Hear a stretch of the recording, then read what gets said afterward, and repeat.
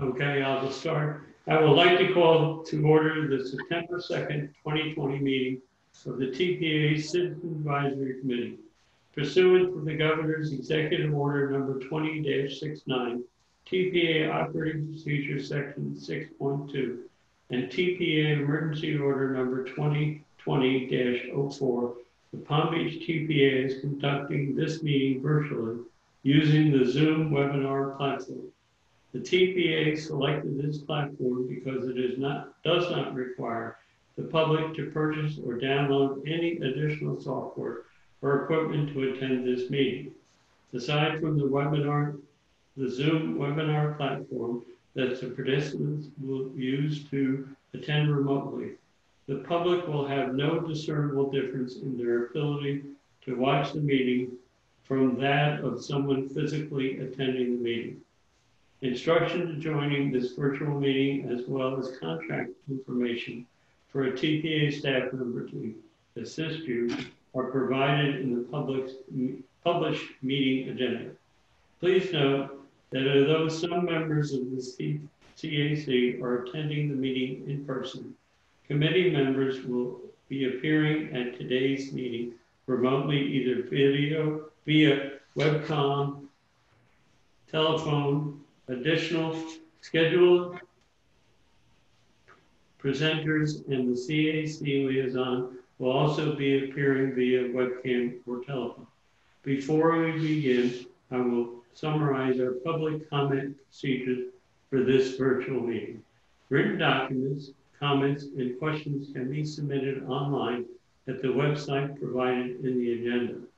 Verbal comments can also be made live through the Zoom webinar platform.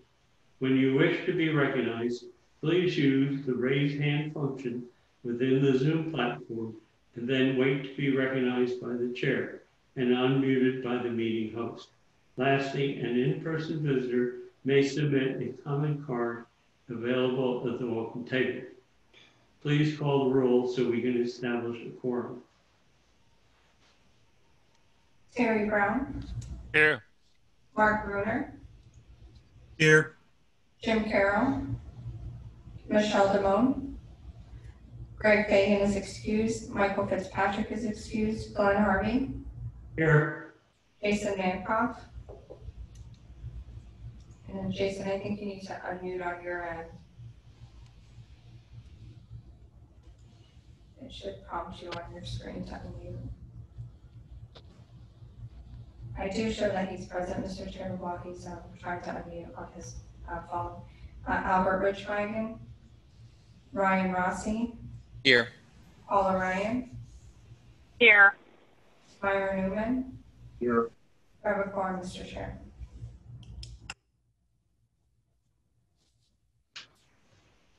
Okay.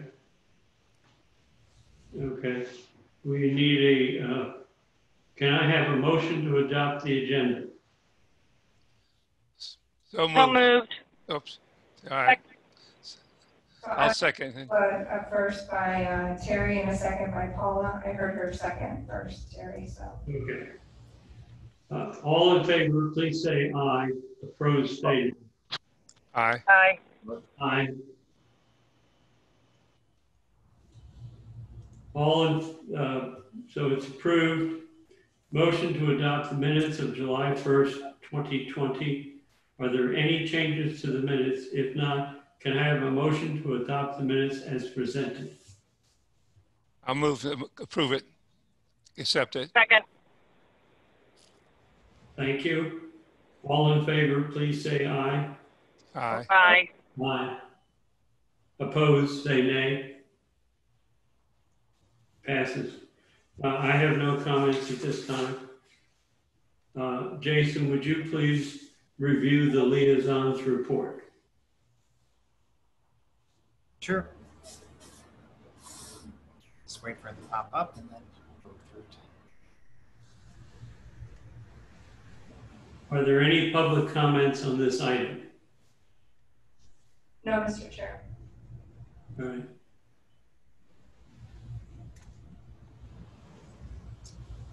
Okay. Good afternoon, everyone. So the first up is Rail Safety Week. So that's from September 21st through the 27th, and that's in observance of Rail Safety Week, and it's to raise awareness of rail safety and to inform the public, to keep themselves safe near highway, rail grade crossings, and railroad right-of-way. The next one is FDOT program for funding for high visibility enforcement for pedestrian and bicycle safety. And that's to provide funding for law enforcement agencies to conduct high visibility enforcement operations for bicycle and pedestrian safety. Next up is the Safe Routes to School. Their applications are open for submittal between September 1st and December 31st. And this is an FDOT, I believe it's an FDOT program. And this is for communities to apply, for municipalities to apply for to address transportation issues around school areas and encourage more students to walk and cycle around schools.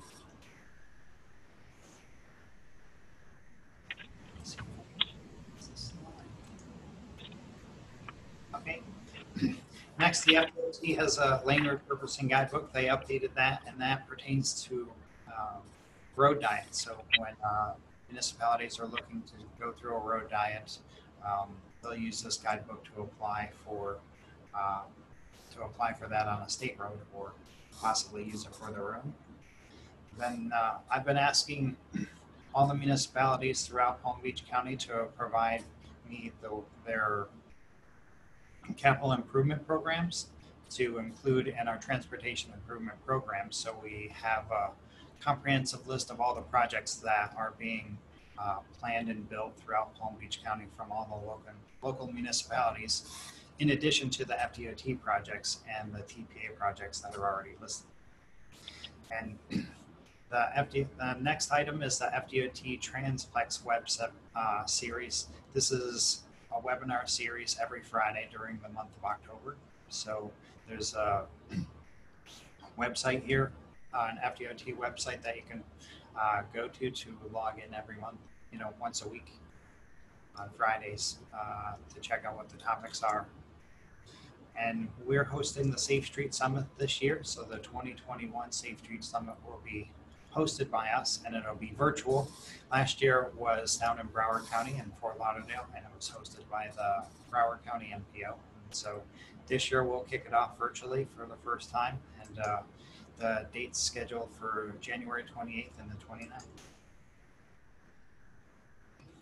And lastly, our September 17th is our TPA governing board meeting, and we'll let everyone know the week that we send out our board agenda, the specifics on how to attend, if it will be fully virtual or a mix between the two. And as always, if you're interested in any upcoming conferences, go to our website and check out if there's anything upcoming that's probably virtual that you might be interested in attending. Contact us. That's all I have. Thank you. Do any committee members have any comments or questions on the liaison's report? No, but please let the record show that Albert has joined the meeting late. I had a hard time getting on. Thank you. Hi, and this is Paula Ryan. I just had a question about the transportation areas for cities and municipalities to work to improve around schools. Is there an application, or is this one of the regular cycles that you're reviewing?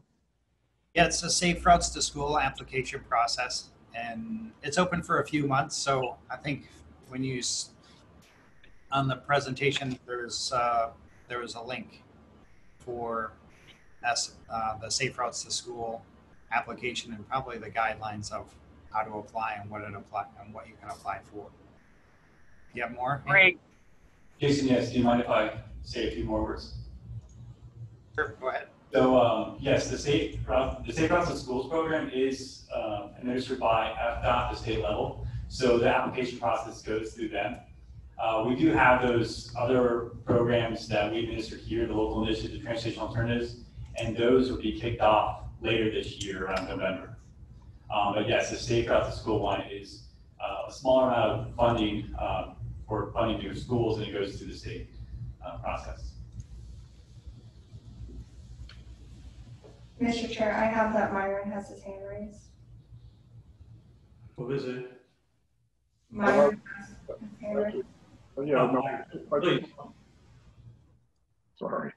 I just wanted to ask if in the future, if we're continuing to meet electronically by Zoom, if Jason, you could email out that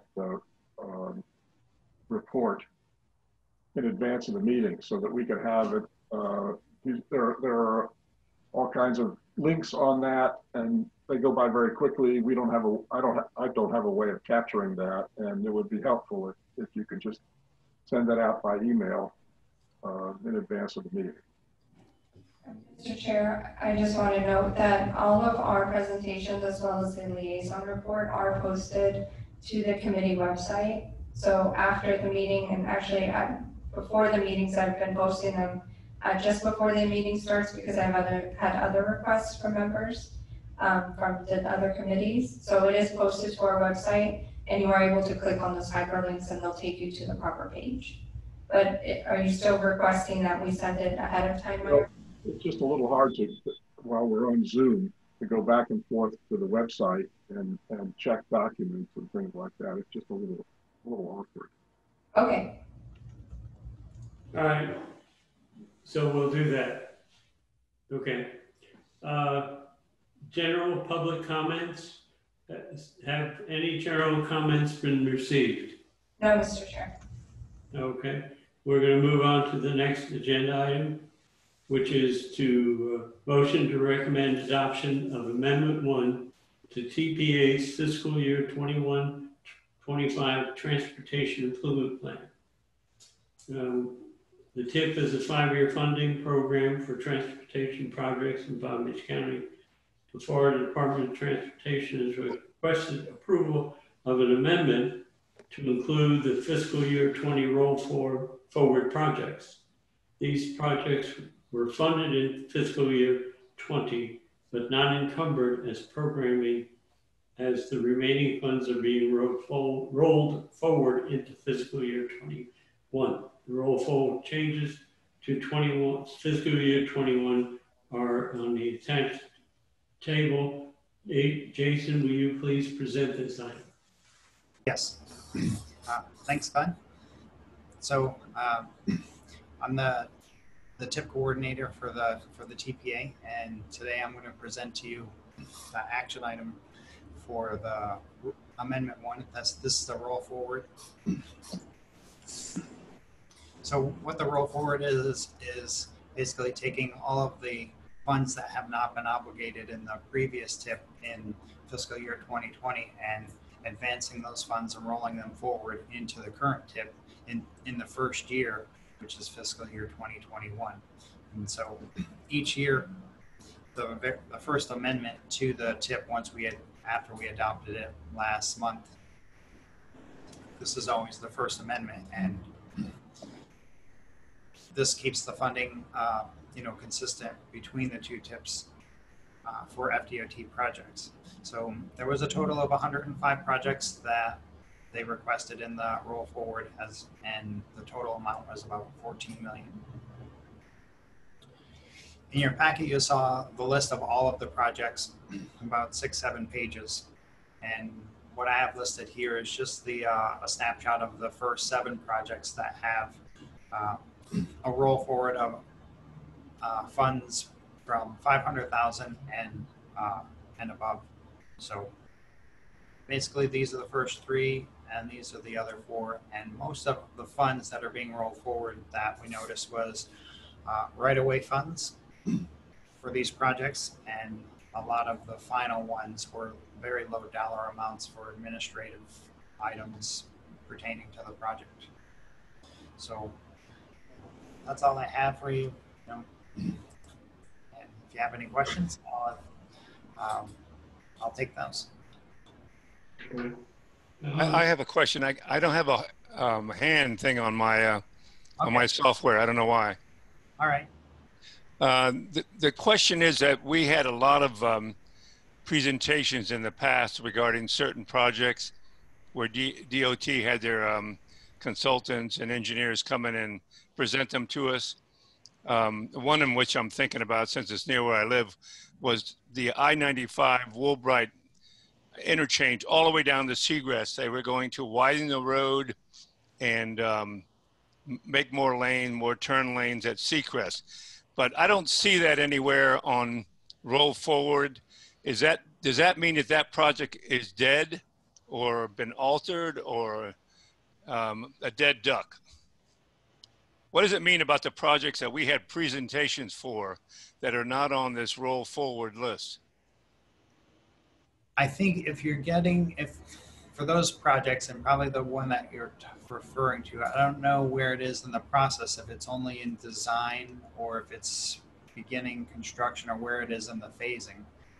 The projects that you see in the Roll Forward only pertain to projects that have funding from the previous, the final year and the last year in fiscal year 20, and they have to move those funds forward to fiscal year 21. And so those projects that we got presentations on that were not funded are not in this Roll Forward process. They didn't have funding assigned to them that needed to be rolled forward. Then, so they're more likely dead because of COVID. I wouldn't say that, but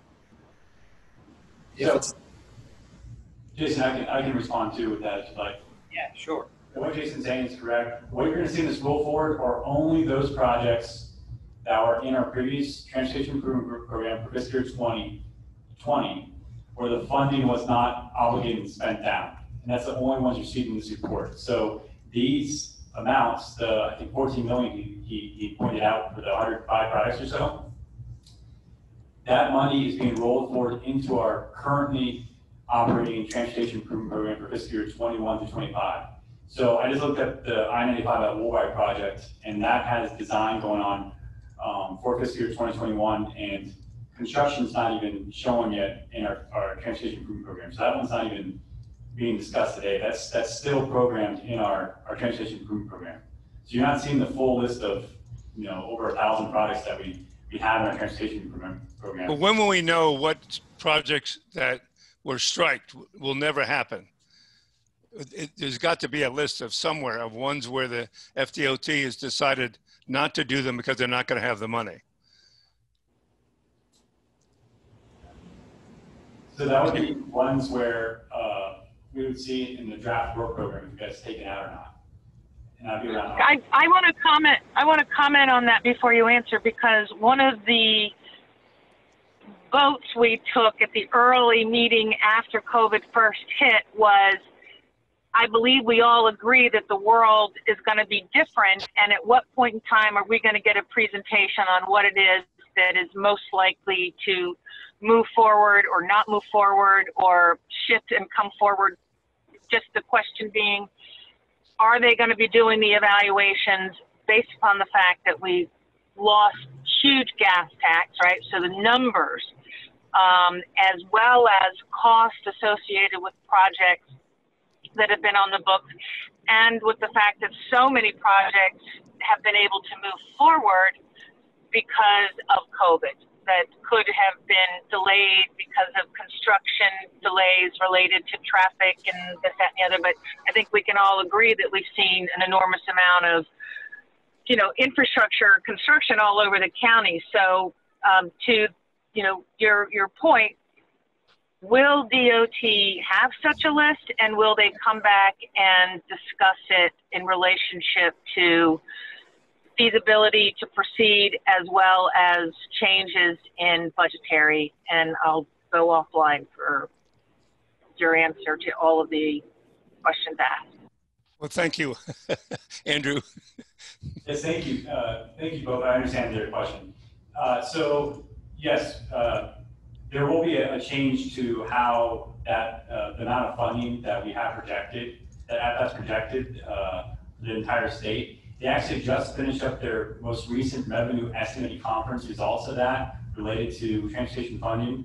And we can send out results of that. And if you'd like, we'll give an update at our next committee meeting for that.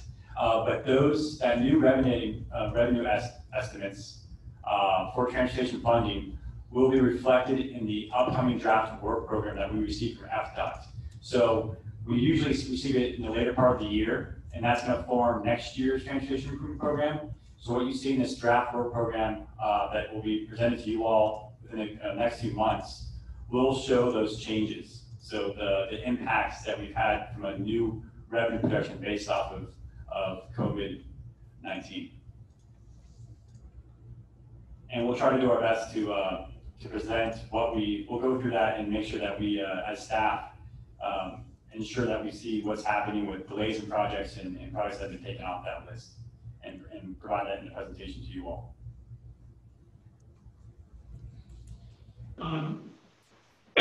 Will there be a revision to the 21-25 tip before the 22-26 tip? No, there will not be. Not based on new revenue projections, no. Thank you. I was just going to comment, I raised my hand to comment. Nobody else is talking right now, so I'll just talk. There is another document which is useful, Terry, and that is that there was an attachment for information to the July meeting. It's FDOT's schedule of activities for each project that FDOT's doing, when it expects to issue a contract for construction, whole thing, all the way through. It's a huge spreadsheet. I find it very interesting to look through that and find in particular that it's not always consistent with what's in the tip for what's scheduled. But Yeah. Nonetheless, it's a useful way to find projects if you can get through the whole thing. It's enormous. That's one of the problems for an average citizen is trying to go through that document with only the title number is a number of the project. And then you got to search and try to figure out where it is and what's happening. Yeah, It needs to be reformatted, but yeah, I agree. And I made a recommendation, which I don't know whether it was ever forwarded to FDOT, that it be sorted by geographical area. Yeah. Or community, so that all the ones dealing with Lake Worth Beach were all together, so you could find them if you wanted them. I agree with you there for sure. Okay. Were there any public comments on this item? No, Mr. Chair. Okay. I move approval, or I move that we recommend approval. Second. The motion to recommend adoption of Amendment 1. Okay. And second. By Myron and a second by Terry. All right. We're going to have the vote by roll call. Correct. Please. And then if you are calling in by your phone, if you're muted on your end, I think Jason, you're calling in by phone. If you hit *6, you'll be able to unmute on your side. Terry Brown. Aye. Mark Bruner. Aye. Jim Carroll. Aye. Michelle Damone. I don't believe she's joined. Glenn Harvey. Aye. Jason Mancoff. And I'm still showing that you're muted, Jason. Albert Richwagon. Aye. Ryan Rossi. Aye. Paula Ryan. Aye. Myron Uman. Aye. And again, Jason, are you able to unmute on your side? The prompts on your phone would be *6. Yep. It didn't say I was muted, even though I guess I was muted, but I've been. Yes, I'm sorry. It was muted on our side. Okay. So you got me now? Good. Yes. Okay, so it passes unanimously, Mr. Chair. Okay, thank you. Moving on to the next item is the motion to recommend approval of the TPA's public participation plan update. Melissa Booth will present this item. Following, are there any public comments? And after it, before we have discussion, I need a motion to recommend approval, and then I will open the floor to discussion. Melissa? Yes, good afternoon, everyone. The public participation plan is the TPA's document that establishes the policies and the procedures that we use for public engagement. There is no regular schedule for updates. It's usually every several years, although we take a look at least once a year to see if updates are needed. And what we have now currently was a major redo of the document that was done just under 3 years ago. So we now find it necessary to make some new updates, and I'm going to highlight the primary ones of those for you.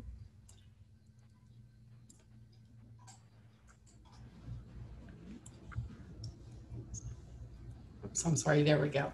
Okay, and in summary, the 4 that we're going to highlight, the major highlights, include the official form of public notice, an LRTP and TIP adoption policy, consistency with the new TPA operating procedures, and public participation goals and objectives. The official form of public notice is and has been our website, but we use several opportunities throughout the document to really further reinforce that. There may be additional ways that we spread the word for opportunities for people to comment on documents, draft plans, and so forth. But the TPA website is the official form of public notice. So that would cover meetings, again, virtual meetings, meeting dates, changes, anything that may happen. The TPA website is the primary form of notification. The second being the LRTP and TIP adoption policy that we're proposing. What is it? It requires approval or rejection of an entire LRTP or TIP as presented in the final draft. It requires requests for project additions or deletions to be heard as proposed amendments at a future meeting. Why do it? To ensure adequate public notice for interested parties, to provide clarity for voting members, to maintain balance between available funds and project costs, and to allow staff review of adequate review of add and delete impacts.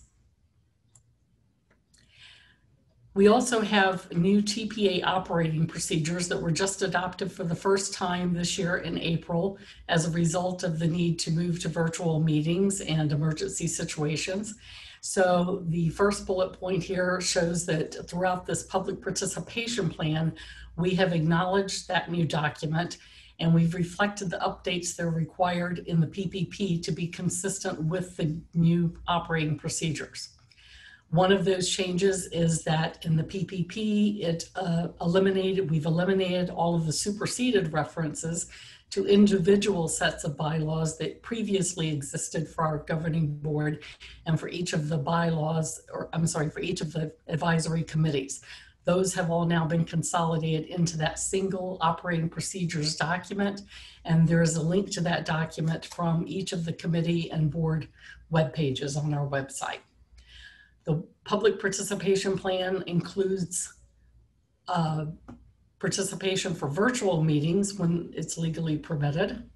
And it also reflects the authority of the chair per the operating procedures to approve and or amend certain essential documents when the TPA is unable to conduct a board meeting in person or virtually. And then the last highlight is the way we're dealing with the public participation goals and objectives. It removes those from the actual public participation document, and instead it reflects their inclusion and reporting annually within the TPA's strategic plan, which includes an annual report card. And in doing so, that allows for the goals, the actions, the outcomes to engage the public to be more specific, more frequently updated. As I mentioned, each year we do a new strategic plan and report card, And that strategic plan and those goals and actions are properly aligned with the TPA's Unified Planning Work Program. And are there any questions?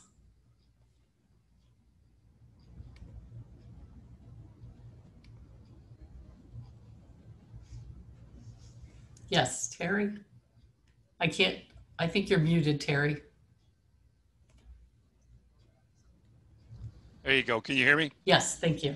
If you had a high profile project that you wanted more public participation, would you go further than just a TPA website, do something in a newspaper, or try to reach out to the local communities or groups?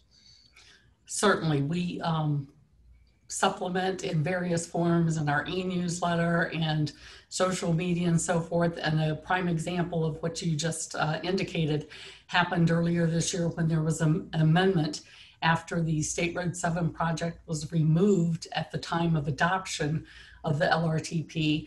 And then it was considered as an amendment at the following meeting. And we actually did do a newspaper ad. Yeah, I saw and it. did a lot more outreach because we know there is a lot of public interest on both sides of that particular project. So yes, this just shows that with the website, we can be flexible. If a meeting has to change, we can, those kind of things. So that's our primary go-to place is the website, but by no means is it the only way that we do outreach, for sure. Okay, thank you. Okay. Can I have a motion to recommend approval of the TPA's public participation plan update? So, Mr. Chair, just to note, I don't have any public comments, but I also have Myron has his hand raised. I'll make a motion to approve. Second. Okay. A motion by Terry and a second. Is there any further discussion of this item? Myron has his hand raised. Please, Myron. I have a number of things I'd like to talk about with respect to this. I'm really, there are two things that bother me about this. One is that all these new procedures seem to make it much more difficult for people to participate. And secondly, information that's on the website is not consistent, in my view, with the public participation plan, at least with respect to the Citizens Advisory Committee. Let me do one then the other.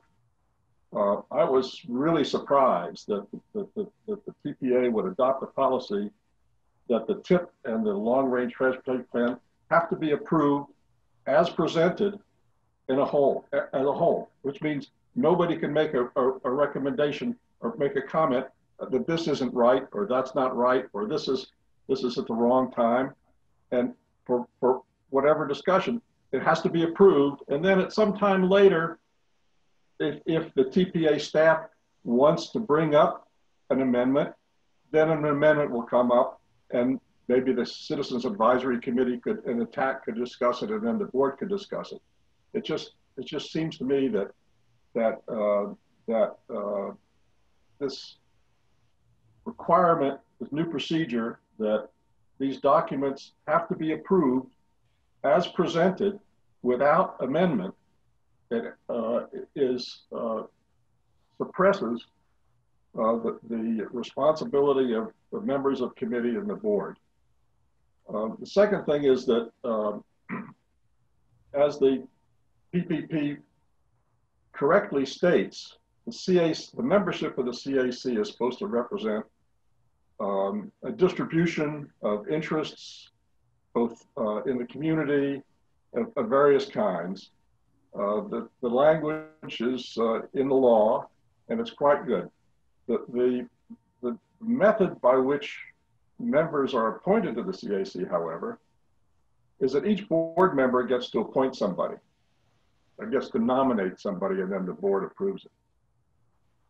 And the members are listed as associated with the political jurisdiction of the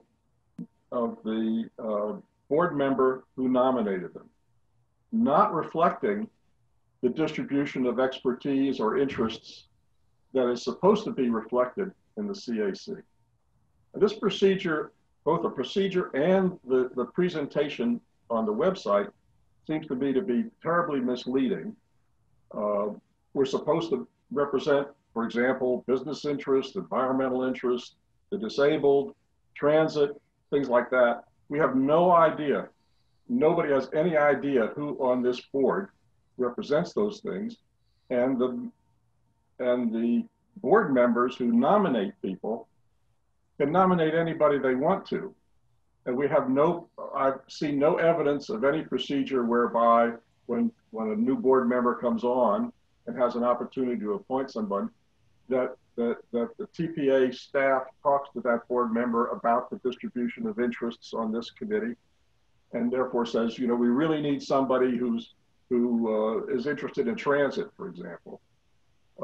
And so you should appoint somebody who is interested in transit. Well, that sort of restricts that board member to that thing. And I don't think that's ever happened. I know that it has not happened in my case on the 2 times that I've been appointed to this committee.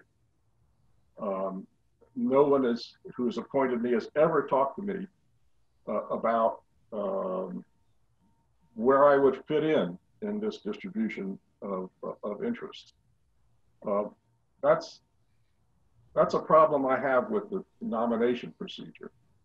And God knows some years ago when they adopted this, I objected to it and I was overruled. So it is what it is. But the thing that bothers me most, having accepted that, is that we are all listed on the website as representing a political jurisdiction, the political jurisdiction of the board member who nominated this. And that gives people the wrong impression with respect to the distribution that we're supposed to represent. So for example, if I were an average citizen who was really interested in getting involved in transportation issues, and I was, say, you know, interested in environmental issues, and I went and looked at the CAC and said, gee, who on the CAC is interested in environmental issues that I could talk to about getting my ideas into the flow of things, they see people like me who represents the city of West Palm Beach, and somebody else represents County Commission District 6 that has no relationship to the interests that we are supposed to represent. And I think at very minimum, the political, the identification of the members with a political jurisdiction should be deleted. It would be I asked, you know, apparently there was an analysis last year about how our individual members of the CAC fit into this distribution of interests. I've not seen that. Apparently, Andy says he's going to find it for me, or Jason, well, somebody said he was going to find it for me. But I just don't see how the CAC, number one, really achieves that distribution, and number two, how that distribution is communicated to the public through the website. Now, I'm not sure it really matters, but if we're going to pretend that we have that we are a citizens advisory committee rather than responsive to the members who appoint us, then that we should, in some sense, the whole CAC should represent this broad set of interests. We just have to do things differently.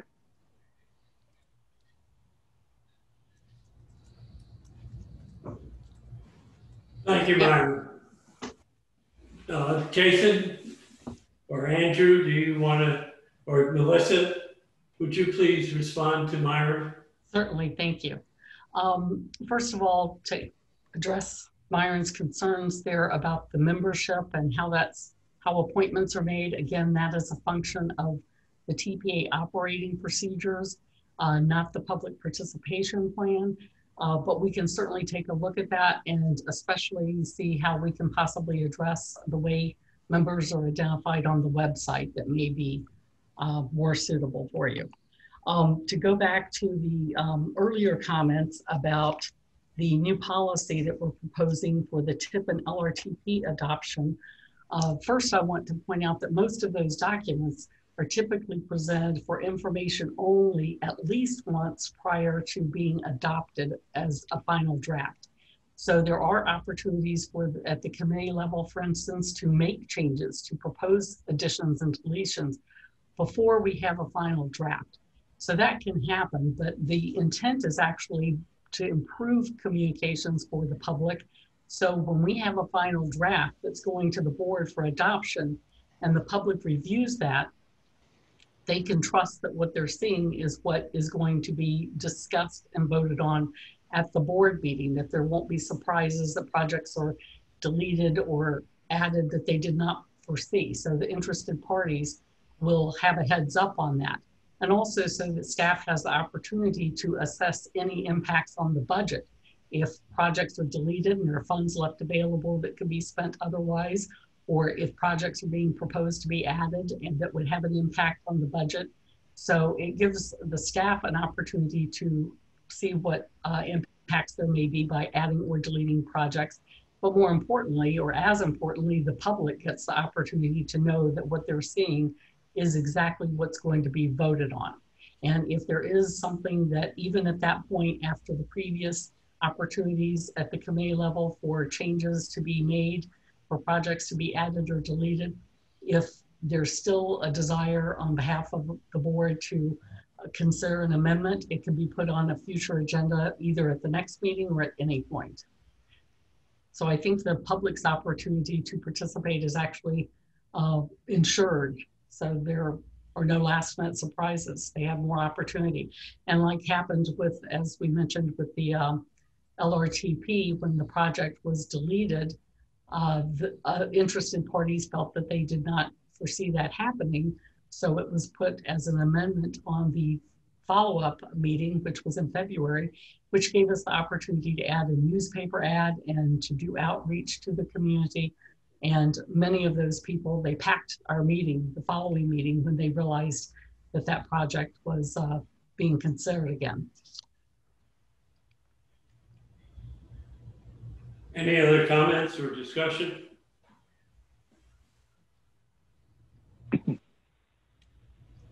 Jim, any comments or discussion? If not, let's have the roll call. And again, Jason, I'm sorry, I did have to mute your phone on our end during the presentation. So you will need to hit *6 again to unmute on your side. So I just want to, I'm sorry, go back to my notes just to recap. So I have a motion by Terry and a second by Paula for a motion to recommend approval of the TPA's PPP update. Terry Brown? Aye. Mark Bruner? Aye. Jim Carroll? Aye. Glenn Harvey? Aye. Jason Mankoff? Aye. Albert Richwagen? He's muted. Aye. Thank you. Ryan Rossi? Aye. Paula Ryan? Aye. Myron Uman? No. It passes 8-1, Mr. Chair. Thank you. Thank you. All right. There are no information. What? Who wants to speak? I'm sorry, it's, if they're calling in on their phones, they need to mute on their end. I'm trying to find out who's popping up. Oh, okay. If you're getting any more feedback. There are no informational items on this amendment, so we'll move down to administrative items. Any member comments? Seeing none, items 4. I'm sorry, Mr. Chair, Myron has his hand raised. Sorry. I would, there are two things. One is at the last meeting, we asked, the board, the CAC members asked that a future meeting have a presentation on the traffic management system again, and I want to be sure that's in the minutes, and I want to be sure that's not overlooked. And I'd like to suggest that we also at a near future meeting get a presentation on the airports. We hardly ever think of talk about the airports at this. And the airports are an important part of the transportation system, and it's a little more complicated. I'd like to know what's going on at the airports and what their plans are, and the effects of COVID, what the effects of COVID have been on airport operations. And revenues, of course. So, okay. How do we, Jason, or Andrew, how do we put that in to be reviewed and presented at a future meeting? So it could be a request by the committee directing staff to make that future presentation. Do we need to take a vote, or is Myron's comment sufficient? Myron's comments are sufficient. Thank you. Okay. So will that be reflected in the minutes? Yes, Mr. Chair. And at the next meeting, will it be advised as to when those presentations will be made? Yes, we can provide an update at the next meeting. Okay. Thank you. I do want to note that we might not have the presentation at the next meeting, but my staff will give an update as to when we're expecting a presentation. Thank you. Okay. Then we'll move on to any other member comments first. I don't see any other hands raised, Mr. Chair. Then we'll move on. Items 4.b through 4.d are informational items only. There are no staff presentations on these items unless requested by a committee member. Do any committee members have any questions on these items? First item, summary points from the July 16th, 2020 governing board meeting. Seeing none, move on to FDOT project scheduling report. And finally, June and July 2020 public involvement activity reports. Are there any requests by any committee members on these items? Seeing none, our next CAC meeting was scheduled for October 7th, 2020. We will provide the information in the near future regarding where and how that meeting will be conducted. Thank you for your patience with us as we conduct. Mr. Chair, I'm sorry, I do have Myron has his hand raised. Okay, Myron, unmute. Myron, I'm not sure that you're unmuted on your side. I just wanted to make a comment about the FDOT project scheduling report. I read some of it, and I find some of it is inconsistent with the FDOT spending patterns in the TIP. And I just don't know what that means, but I like the scheduling report. It's very good. All right, we can work with you. This is Andrew again. We can work with you offline if you want to show us some examples of that, so we can provide that in a better format. This one. I beg pardon? We can work with you. Our staff can work with you offline after this coming week if you'd like to point out some of those that okay. You're showing. And then I know that you all, it is a difficult report. It's a large document, a large table. And that's the format we get it in from FDOT. We have had success exporting that to a table that we can work with. So hopefully in the future, coming months, we can provide it in a more clear format for you all. Yeah, it's very, very difficult to read on screen, I have to tell you. And it's enormous to print out. So I had to use a magnifying glass on screen. Oh, okay. And because it's, as Terry mentioned earlier, it's just organized by project number rather than geographical area. It's really hard to find things. Okay. Now, how often is the FDOT project scheduling report updated? So this is new by FDOT, and they can run that report anytime they want to. So what we do now is request a report from FDOT before we send out agendas, and now we're going to be adding to every single agenda as an item at the end, an administrative item. So you'll see it every month. Every month it's updated. Correct. And therefore, the scheduling that shows in the tip is only updated once a year? Correct.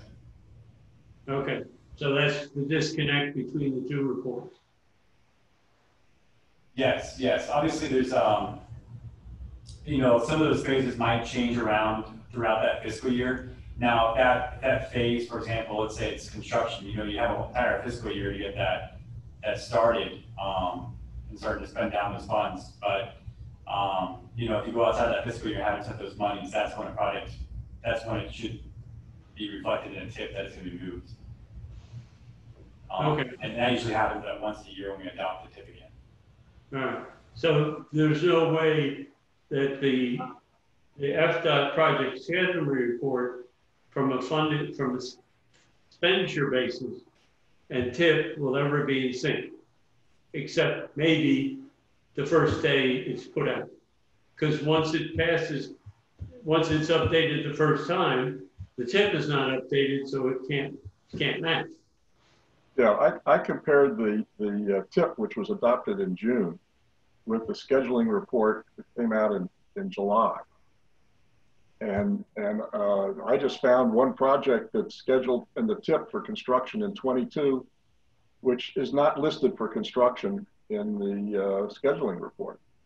And but right, you're right, Myron. But the key is, when was the tip that was adopted in June finalized? Probably in May. It was drafted in May, so it was finalized in June.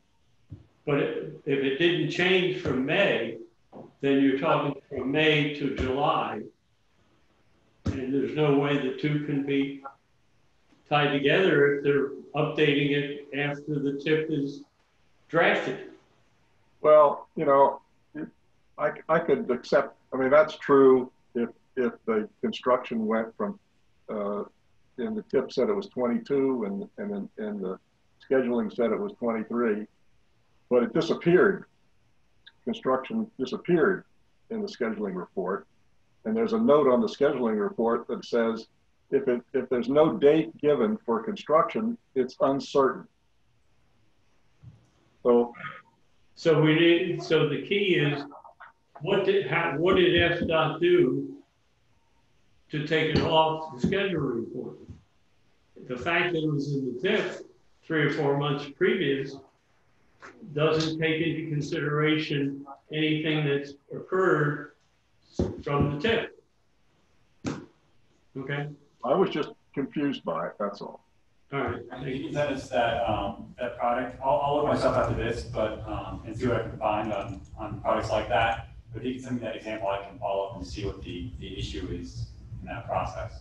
Okay, it's my favorite project, Andy.